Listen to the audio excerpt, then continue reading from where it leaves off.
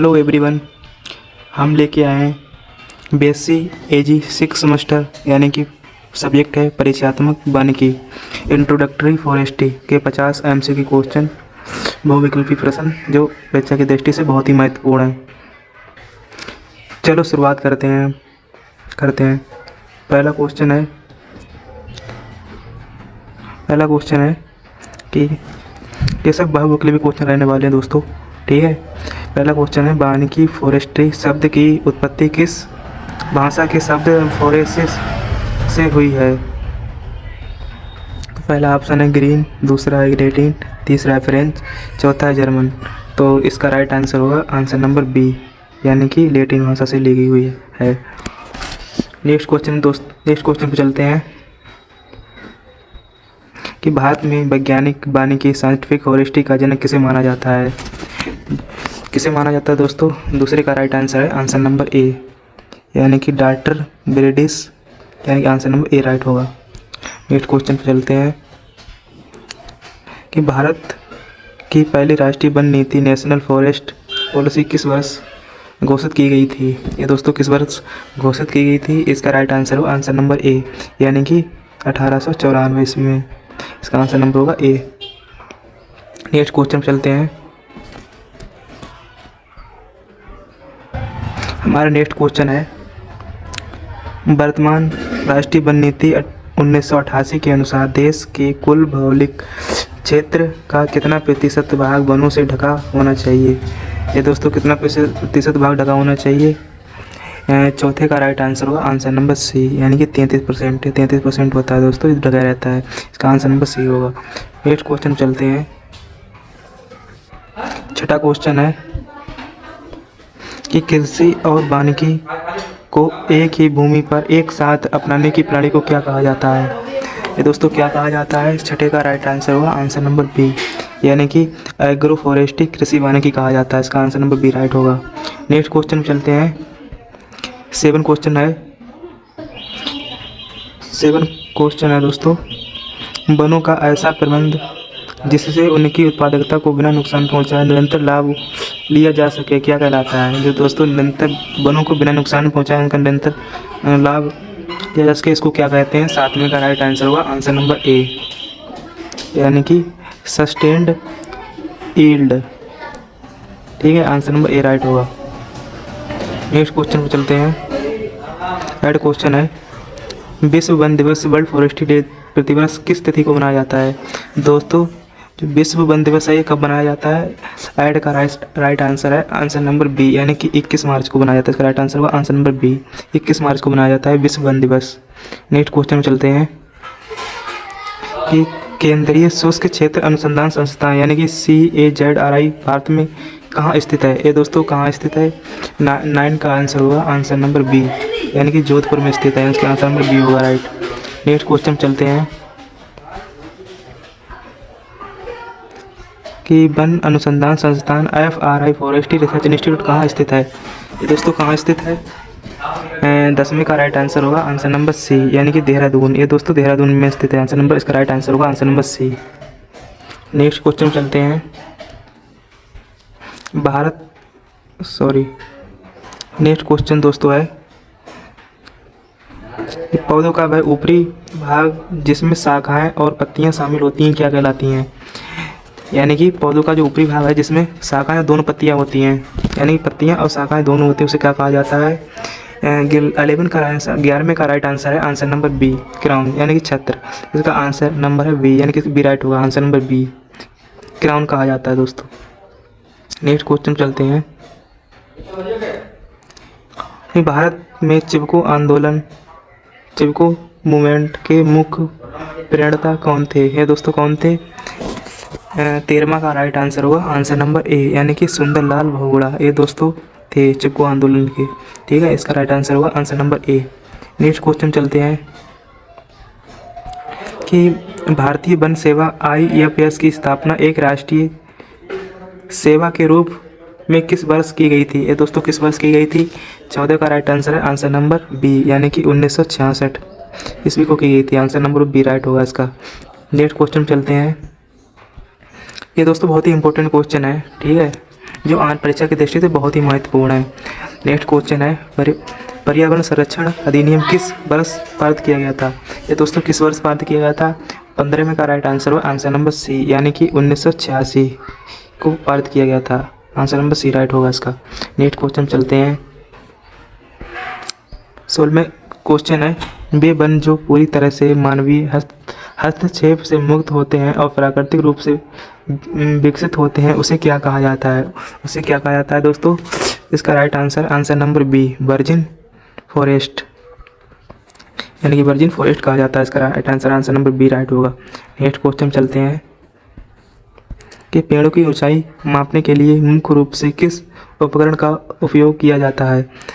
किसका उपयोग किया जाता है दोस्तों? 17वें का राइट आंसर है आंसर नंबर ए, यानी कि अल्टीमीटर है हिप्सोमीटर का उपयोग किया था। आंसर नंबर ए राइट होगा इसका। नेक्स्ट क्वेश्चन चलते हैं।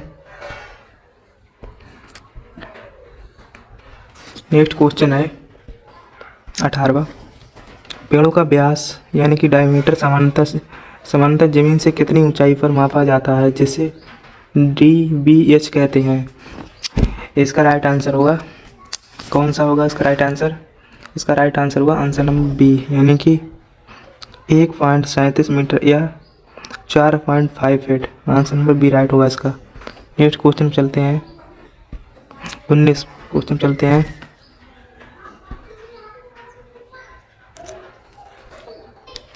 19वां क्वेश्चन दोस्तों है कि मुख्य तने बोले का वह निचला भाग जो शाखाओं से मुक्त होता है और व्यावसायिक लकड़ी के लिए सबसे महत्वपूर्ण होता है उसे क्या कहा जाता है? तो उसे दोस्तों क्या कहा जाता है? क्लियर बोले कहा जाता है उसे दोस्तों। इसका राइट आंसर है क्लियर बोले, ठीक है। नेक्स्ट क्वेश्चन चलते हैं।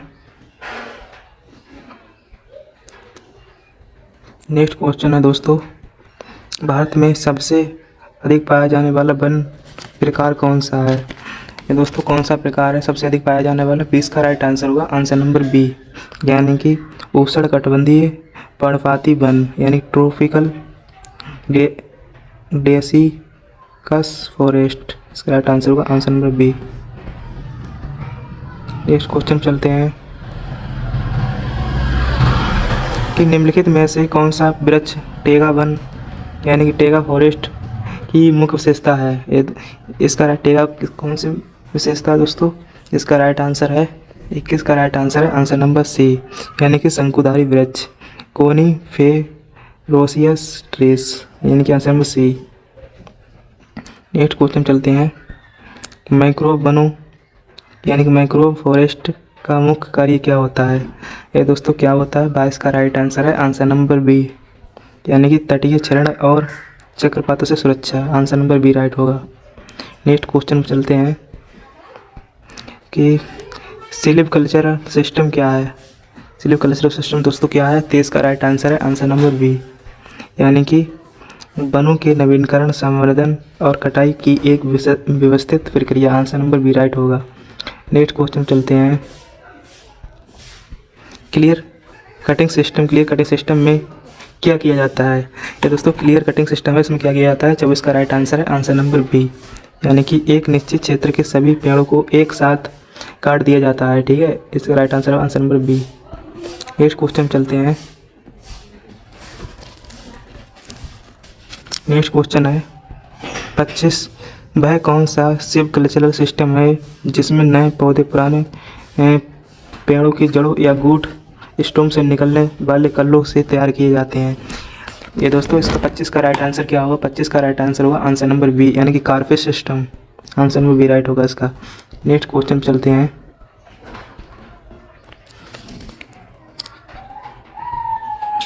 एक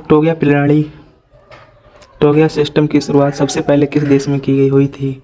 दोस्तों किस देश में हुई थी? 17 का राइट आंसर है।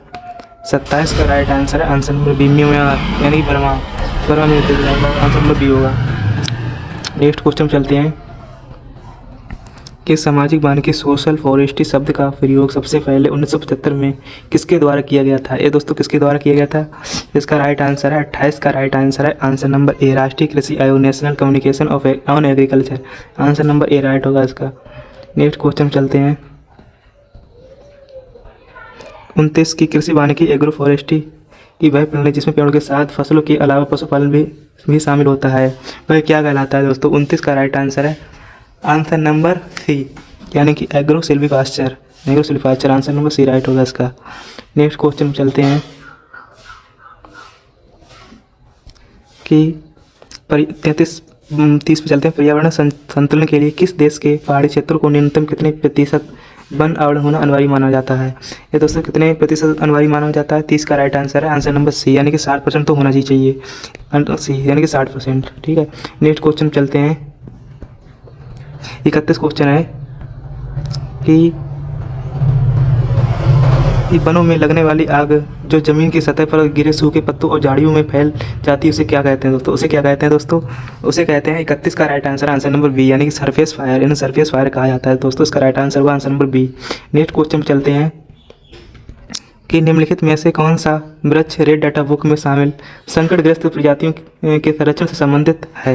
ये दोस्तों कौन संबंधित है? इसे 32 का राइट आंसर है आंसर नंबर ए, यानी कि एक्स सीटू और इन सीटू संरक्षण। ये दोस्तों संबंधित है रेड डाटा बुक से। ठीक है, आंसर नंबर ए राइट होगा इसका, आंसर नंबर ए।